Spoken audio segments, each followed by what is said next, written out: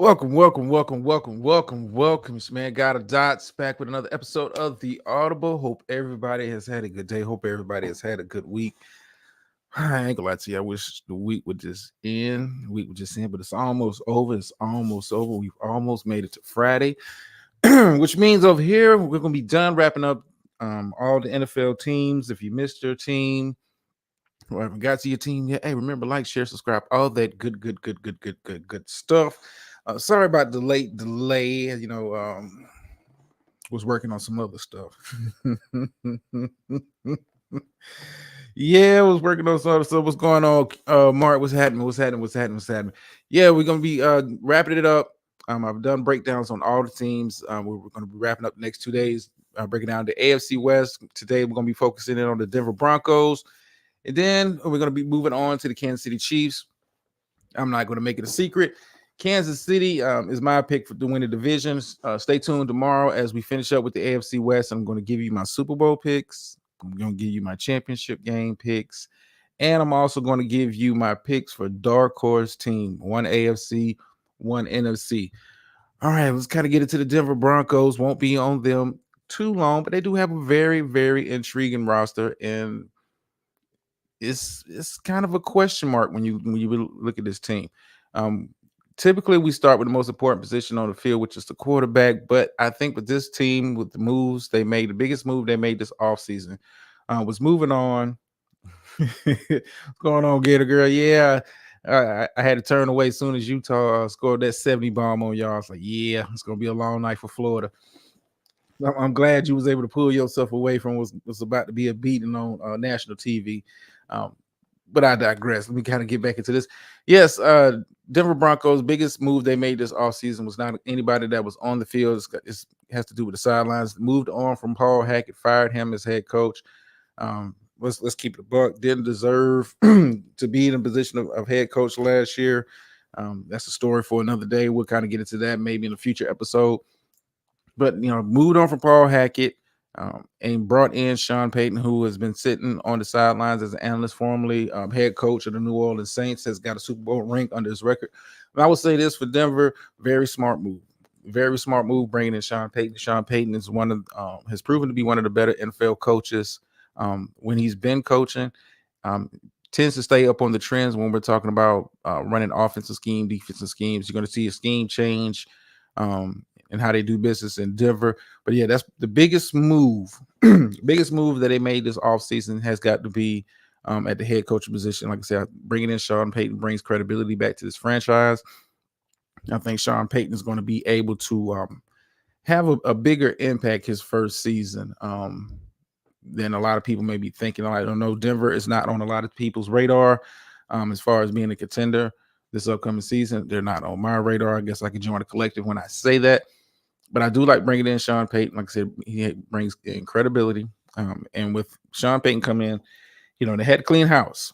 And when you look at the roster that they have with the Denver Broncos, you're talking about a complete, I mean, damn near a complete roster overhaul. When you talk about the guys that they brought in through free agency, through the draft, and the guys that they let go of, it's a lot of change in Denver. But it's a lot to be hopeful for in Denver. I think bringing in a guy that actually knows how to head coach was the first step to righting the ship. And if you watch the Denver Broncos last year, outside of the offense, which was god awful horrible last year, Denver had one of the better defenses last season, had one of the better defenses overall in the league, and they maintained that.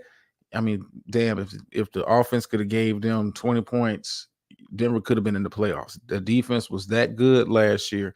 And if you missed it, I mean, you missed out. I know they was on national TV a lot, mainly because they brought in Russell Wilson in the big offseason trade last year.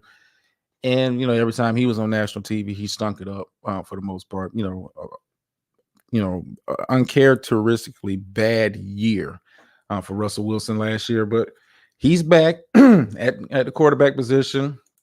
They didn't bring anybody to really challenge him. Didn't really draft anybody. Didn't really bring in anybody that's going to threaten him. I think he needs, and I'm going to say this. I think Russell Wilson came in. It was a lot of problems with him coming in to the Denver Broncos. One, um, you have a very weak personality at the head coach position, and Russell Wilson is one of those players that has to be corralled at times. He has to be kind of put in check.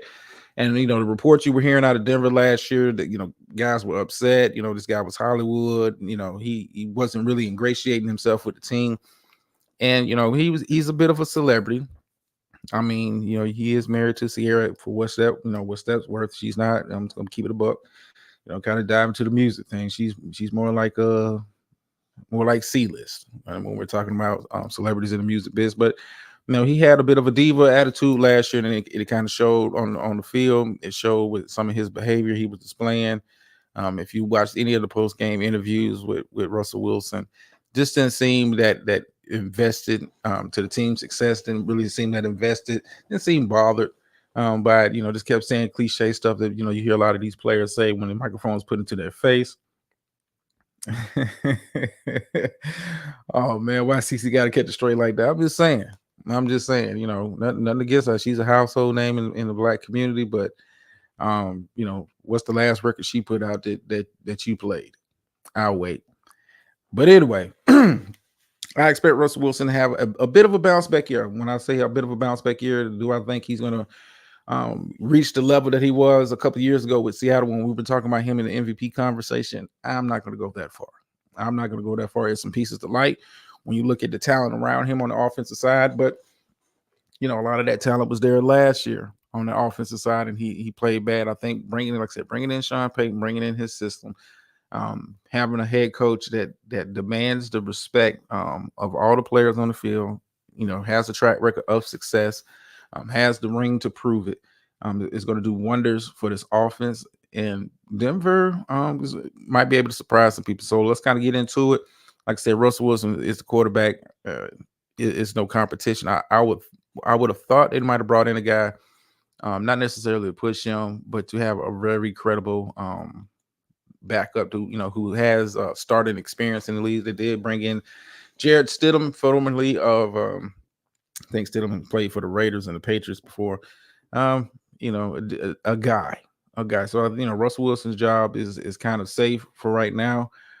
You might be worried about his contract situation after the season. That's the story for another day. But when you look at the pieces that they have on offense, it's a lot to like when these guys are healthy and they're together. Let's start at the running back position. Javonte Williams, coming back, from injury is going to be a huge boost to this run game.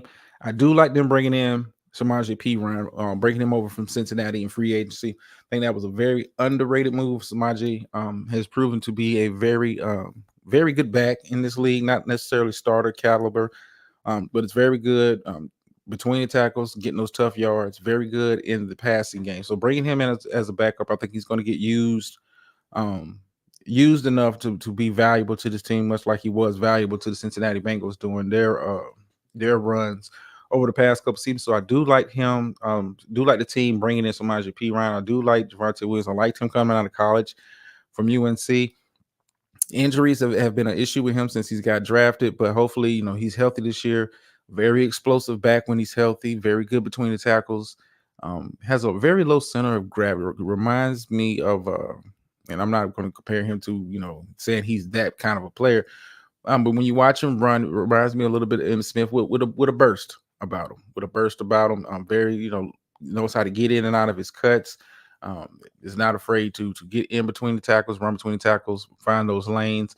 And I think with the scheme that Peyton is bringing in is going to, the run game is going to be bigger, more of an emphasis this year because they made some additions to the offensive line, and we'll kind of talk about that in a second. But yeah, I like the running back position.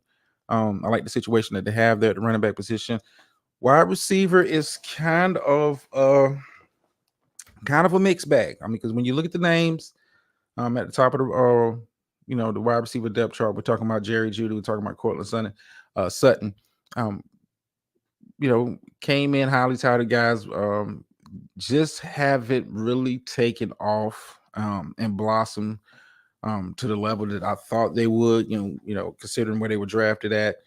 in the draft. And then I saw Jerry Judy play a lot, at the University of Alabama. Roll Tide. Gator said he doesn't fit in Denver. I don't think he fits there either.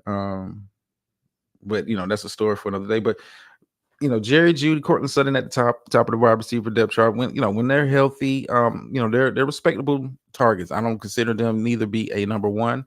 But I think, on most teams, they'd be a very good number two. I know Jerry Judy came in with a lot of hype.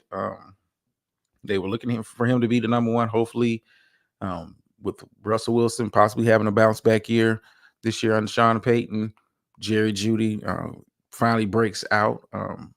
But it's a okay receiving core. You got KJ Hamler still there. I do like Tim Patrick. I like his route running in that scheme. But I mean, if you're running the Sean Payton offense, I'm not going to say that he's going to be Drew Brees, but I think Russell Wilson's going to be a lot more accurate this year. So that means more targets for guys. Putting the ball in a situation to where they can kind of catch and run. This is not really a team that's going to be taking the top off. That's never been Russell Wilson's strong suit. And like I said, I think the run game is going to be a larger emphasis this year. And when I'm talking about the run game, you got to kind of like look at the trenches. I do like some of the moves that they made on the offensive line to address, and they didn't have a bad offensive line. It wasn't like Russell Wilson was running for his life the entire season. He has a habit, and if you've watched Russell Wilson play ever since he's come to the league, he has a habit at times of holding on to the ball too long. And he's had success, with that quarterback style since he's been in the league. But last year, you saw with him having, him holding on to the ball as long as he did. It really cost him. He was trying to prove last year that, hey, I could be a pocket quarterback. And, he had success when he's able to move around. When Russell Wilson is able to be an improviser, get him out on bootlegs, let him get outside of the pocket, create on the run. He's a much more effective quarterback, in my opinion. But just to get back to this offensive line, they did bring in some guys. I do like them bringing over Ben Powers, formerly of formerly of Baltimore Ravens. I do like them bringing in right tackle Mike McGlinchey, formerly of the 49ers. They made some additions to the offensive line. Garrett Bowles, Pro Bowl left tackle, who had a bit of a breakout of his own over the past couple seasons. Kind of really blossomed into the left tackle that he is now. It's a lot to like with the offensive line. Like I said, it's all going to come down to Russell Wilson. Is he going to be invested into making this work? Is he going to be invested into playing better? I mean, he played bad last year. And like I said, if the offense was able to score about 20 points a game, and I'm gonna hold them to this season. If Denver's offense is able to score about 20 points a game, you might be looking at Denver in a conversation for one of those wild card spots or competing late into the season, because the defense was that good. I know if you watched them last year on national TV, the offense was, oh man, it was tough to watch. I mean, but the defense, played well enough they could have won a lot of those games last year. And when we're talking about the defensive side of the ball, I love to talk about the trench play. They did move on from Bradley Chubb last offseason and moved on from Draymond Jones also this offseason. I mean, Chubb got traded in midseason, but they moved on from him. Questions I have along the defensive line, let's kind of start there. I do like them bringing in Zach Allen to replace some of the production from a Bradley Chubb. I'm looking at Randy Gregory, formerly of the Dallas Cowboys. I mean, you went out there, you got paid. Now it's time for you to prove that you're the player that you are, or that they're paying you to be. I think Randy Gregory has a short bit of a renaissance, and has a pretty good. I'm looking at him for possibly double sacks. I do like Baron Browning being part of that rotation. The interior of that defensive line, like I said, played good. This was one of the better defenses last year. You can go look up the stats if you think I'm lying. If you watch the games last year, and they put Denver on TV a couple of times, this defense can get after it. They tackle well. They defend the run well, defend the pass well. And we'll kind of talk about that as we kind of move through this team. On the linebacker position, I do like Josie Jewell as the middle linebacker, kind of directing traffic, being more of the playmaker. A move that kind of got not talked about a lot because he's a much older guy, and I'm looking at Frank Clark as an edge rusher in this scheme. Frank Clark, formerly of the Kansas City Chiefs, knows how to make timely plays. So I like him being added. He's going to be tasked with playing more of a outside linebacker with more of a rush in this scheme. He's going to be kind of moved around a bit in that aspect, but I do like him being brought in, a veteran player who knows how to play winning football. But like I said, Josie Jewell, I like. Drew Sanders, I like, very athletic. I think he's going to get much better with time, more reps on the field. I do like him at the linebacker position. Now, when you get into the secondary, this is where they kind of make their money. This is was the pride of this defense last year. One of the better secondaries in the league, led by cornerback Patrick Surtain. Was he called it junior, or does he call himself the second? But Patrick Surtain back there at the cornerback position, a very talented young cornerback. I ain't gonna lie to you, when he was the draft was coming, I was hoping he was gonna fall to my Cowboys, but I'm not mad we drafted Michael Parsons because Surtain got drafted right before our pick. I'm not mad at that, but Surtain has been as good as advertised on the outside, one of the better cover corners in the league. And when you look at the guys on the outside there with him, Riley Moss, if you didn't watch him last year, he had a pretty good season. I do like Kawan Williams, who's always been a very good kind of a nickel kind of cornerback. And then when you look at the secondary, you have Kareem Jackson, who's still kind of holding on back there, a veteran player, but knows how to play at the safety position. But Justin Simmons, if you, like I said, you had to watch Denver and to really appreciate what you were seeing on the defensive side of the ball. No, the offense left you like why are they on TV? But the defense, and I'm a defensive guy. Defense wins championships at the end of the day. I do like Justin Simmons back there, one of the better free safeties in the league. You just don't hear about him a lot. He's not one of those high-profile guys that you guys are going to see on the ads, but a very good safety. So overall, I think Denver's going to be a much better team this year. If the offense is, like I said, the offense is able to come out there and give them 20 points a game, and his defense plays to the level that they played at last year, you might be looking at Denver, being competitive late in the season. Now, I don't have them winning the division. A lot of shit got to happen for them to win the division. And when I say a lot of stuff, I mean guys getting hurt everywhere for them to kind of win the division. I do have Denver and the Raiders kind of fighting it out for that last spot in the division. But I think this division overall is going to be a very competitive division. Like I said, I do have Kansas City. You can go ahead and put that in pen. I do have them winning the division. They pretty much dominated this division over the past decade. But I think, with the Chargers, some of the moves that they made and some of the, maturation they got, and we'll talk about them tomorrow, it might be a tougher fight for that division this season. But yeah, how you doing, Dr. Nikki? And let's am I done with the Denver Broncos? Yeah, I think they're going to be a lot more competitive this year. Like I said, I'm not going to have them being in the playoffs. I think they're going to be competitive coming down the stretch. So they, you never know. They may be competing for that last playoff spot. Like I said, defense played well enough last year to give this team an opportunity to compete. But hey, I got Denver maybe being about a 500 team. Maybe an 8-9, 9-8 type team. I think they're going to be a lot more prepared coming to these games. You bring in you bring in a head coach that knows what he's doing, is able to corral Patrick Mahomes, not Patrick. I'm already ahead. Russell Wilson a little bit, and you might have something. You might have something. And as we kind of transition, speaking of Patrick Mahomes, let me go ahead and kind of get it together. I want to make sure the right clip is up when I'm talking about him.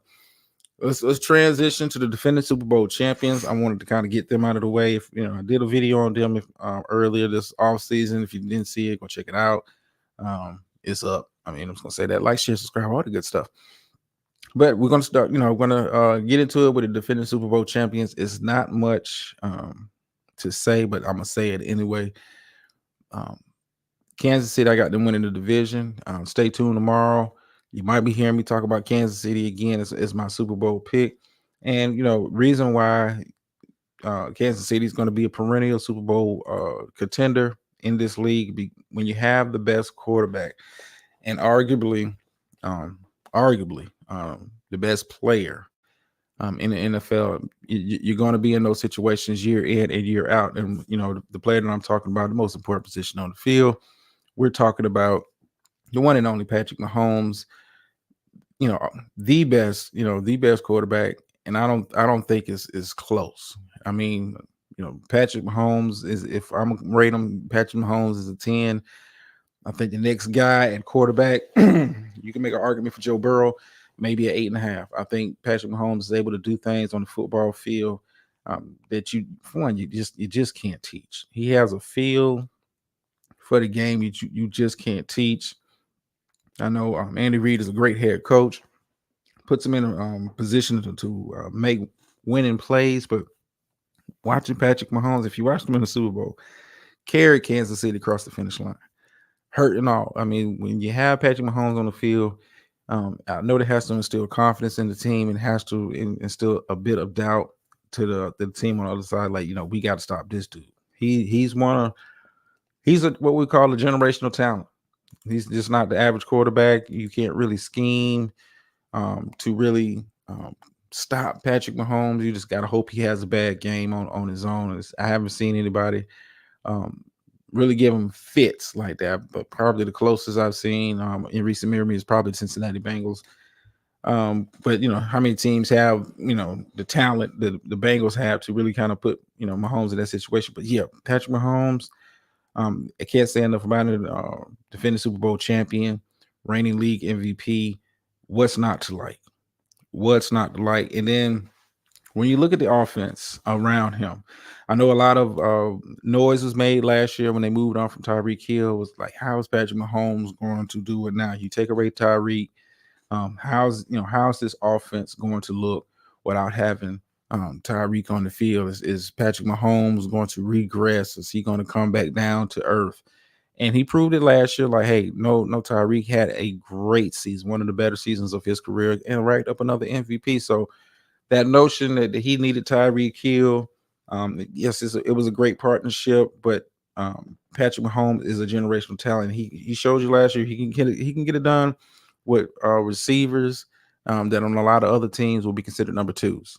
But let's kind of get into the rest of the offense, starting with the running back position. I do like, Isaiah Pacheco as the starter, Jerick McKinnon as the backup. I'm not sure. I got to check to see if they can cut Clyde Edwards-Helaire or they kept him. But Pacheco, very good rookie season last year. Um, More of he's not a traditional type of running back, and that's what makes him useful with the Kansas City Chiefs. They don't really need a Derrick Henry size power back to play in this offense. They need a running back that can get between the tackles when need be, but also be a threat out of the backfield. Because even though Patrick Mahomes has the arm to be throwing it deep, a lot of the damage that he was doing last year was in the short to intermediate game and allowing those guys to really run after the catch and be dangerous. And Pacheco out of the backfield, line up on the linebacker, it ain't fair. It ain't fair. He's a matchup nightmare in himself. And you also add in Jerick McKinnon as the backup running back, kind of the same style running back, and it works for an Andy Reid offense. So the running back position is good to go. What I like about the wide receiver position, they are deep at the wide receiver position, and they all kind of do something similar, but they're all different in their own way. Um, I think the number one receiver, when you look at the depth chart of this team, is Kadarius Toney. I think Van Dale Scatlin has kind of sold up the number two position, but number three can be anybody on any given day. You're talking about Justin Ross, who's had a very good had a very good preseason. You might pencil him in at number three, depending on the play. Scott Moore, rookie they had last year, showed he could be a playmaker. I'm high on the rookie they drafted this year out of SMU, Rashee Rice. Um, it's a lot of weapons, and like these guys, the beauty of sometimes not having a clearly defined number one outside receiver. Now, it is a number one target on the team. We're going to talk about him in just a second. But when you look at the receiving core, these guys are kind of like interchangeable. Um, you don't have to force feed the ball to anybody. These guys understand, hey, this might be the game that I go off. Um, this may be the game that I have the 2 touchdowns, 100 yards, and it works. I love talent wise. This is not a top five receiving core in the league when we're talking about this pure talent on the field. But when you really break it down, how many teams are this deep and talented at the wide receiver position? A lot of teams, run with about 6, 7 receivers on the active roster, but these guys are running with these receivers. And Richie James is a playmaker when need be. Justin Watson is a playmaker when need be. They've got guys that can make plays when need be, and you saw that in the Super Bowl. And I think it helps Patrick Mahomes where he doesn't have to feel pressure to really be kind of forcing the ball into these guys. Now, there's a guy he will be forcing the ball into, and I don't blame him for forcing the ball into this guy. I'm talking about tight end Travis Kelce. Uh, it's a lot of arguments saying, he's the best tight end. I think he's the best pass receiving tight end. I think, in my opinion, George Kittle is the best complete tight end. But that's just my humble opinion. But as far as pass catching, Travis Kelce, I mean, it's unbelievable to watch him run routes, to watch him constantly get open, finding the soft spot in the zone, beating linebackers to the spot. Safeties can't really guard him. You can't put a cornerback on him. He's too big. Travis Kelce does it all. When it comes to the pass game, he offers you so much big play potential on top of that, can move very well. He's deceptively fast. You look at Travis Kelce, nothing about him says he got a little get up in him, but you watch him play, watch some of the plays he make, he's got a lot to get up in him. So he's clearly the number one quote unquote receiving option for this team, and it's going to continue to work. Much like when you had the Brady and Gronk connection, quarterback that has a great connection with a tight end, and when they're as talented as a Patrick Mahomes and a Travis Kelce, they're going to make magic happen. They're going to make magic happen. Only thing you can do is hope to slow it down. You really can't stop it. Um, but let's kind of move on from the receiving core and really look at this offensive line. Now, it was a change made along a major change made along the offensive line. When I'm talking about, they moved on from Orlando Brown and brought in Jawan Taylor, formerly right tackle for the Jacksonville Jaguars. Now, and I know this kind of hits home for Gator Girl because she is a Florida Gator fan. I like Jawan Taylor coming out of the University of Florida. I thought he struggled a bit in Jacksonville at times, but he kind of got it together. The past couple of years, and kind of just started to play up to his potential. But they ended up bringing in Jawan Taylor to kind of replace Orlando Brown. Now, I don't think he's on the same talent level as Orlando Brown. But this offensive line is good enough at other positions where the pressure is not on him to be a stalwart along the offensive line. You're talking about left tackle Donovan Smith, formerly of the Tampa Bay Buccaneers, very good left tackle. Joe Tooney, very good left guard. Creed Humphrey, possibly the best center, if not the best, one of the best centers in the NFL. Trey Smith, a young guy that is kind of coming to his own. It's a lot to like along the offensive line. This offensive line showed you last year, hey, we're not going to let our quarterback get beat up. I think they spent a lot of time and emphasis. I think that Super Bowl loss to Tampa Bay really drove home the fact, hey, we got to shore up this offensive line and not allow our quarterback to be in danger and let him do what he does, and that's work magic. So I have no issues with the offensive line. I do like some of the pieces they have, even backing up. Lucas Duane at right tackle. He could be starting for a couple teams in this league. So offensively, I don't have any questions or concerns about the Kansas City Chiefs. As long as you have Mahomes back there and you give him a Travis Kelce and the weapons that they have all over the field, they're going to score points. They're going to be one of the top offenses in the league. This is going to be one of the better teams in the league. The question that you have to have for yourself when you talk about the Kansas City Chiefs, ever since Patrick Mahomes has been there, has got to be along The defense. Now, the defense last year came up big during the playoff run, um, kind of middle of the pack for most of the season, and we're looking at the stats. But when your offense is able to score as many points as they do, you really don't have to have a lockdown, shutdown defense. And Kansas City's kind of been that um, during the Patrick Mahomes run. But the defense, if you're gonna have questions about this team, for me, it would have to be on the defensive side of the ball. I don't see questions for the offense on that side, but the defense, it starts and ends with Chris Jones. Now, Chris Jones, if you haven't been paying attention, has been trying to get a new contract, trying to get his money. I don't begrudge the guy. Get paid. Young brother get paid. But if they don't have Chris Jones along that defensive line, we're having a very different conversation about the Kansas City Chiefs defense. Chris Jones, one of the best run stuffers at his position, but also one of the best pass rushers as a defensive tackle. Um, when you have a defensive tackle who is able to kind of get that pressure up the middle, it makes life easier for the guys on the outside. Now, when you look at the guys on the outside, I mean, they're okay. This is not really a team that is a real sack heavy from the perimeter.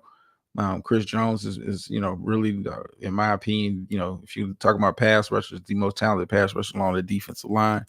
But like I said, if you don't have him there, and he's talked about holding out, I got to check to see if he's actually reported to the team as of yet.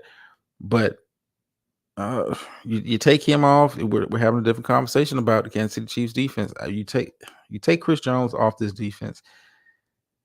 I'm still going to have Kansas City in the playoffs, but if you don't have Chris Jones, I wouldn't feel comfortable picking Kansas City to make it to the Super Bowl. I'm just going to keep it a buck. I think this offense is good enough to carry this team as they have to the playoffs. But if you don't have Chris Jones on that defensive line, I don't have this team as my Super Bowl team. So that's a situation you got to kind of monitor throughout the season. Will he report? Won't he report? Will he get paid? How does that affect his play if he gets on the field? That's a situation we're going to kind of have to monitor. Now, moving on from the defensive linebacker position, it's Nick Bolton is a player to watch. And if you didn't take notice of it, and I'm not gonna lie to you, I watched a lot of Kansas City Chiefs football last year.